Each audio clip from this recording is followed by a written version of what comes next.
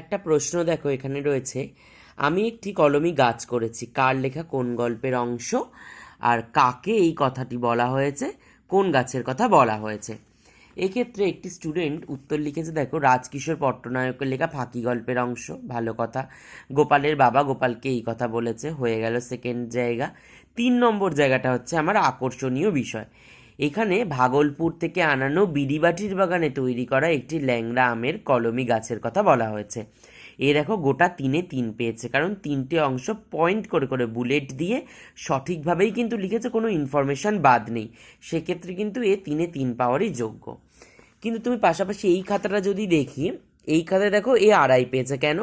প্রথম অংশগুলো কিন্তু ঠিকঠাক লিখলেও এখানে দেখো বলেছে, এখানে ভাগলপুর থেকে আনানো বিড়িবাটির বাগানে তৈরি করা একটি বিখ্যাত ল্যাংড়া আম গাছের কথা বলা হয়েছে।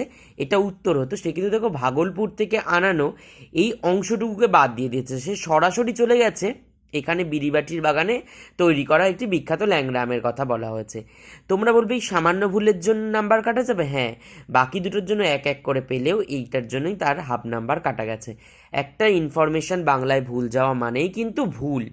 অনেকেই মনে করে বাংলা তো গল্প বানিয়ে লিখে দেবো, না, সেখানেও ইনফরমেশানের কিন্তু নির্দিষ্ট প্রয়োজন রয়েছে, সেটাই এখানে কিন্তু দেখালাম।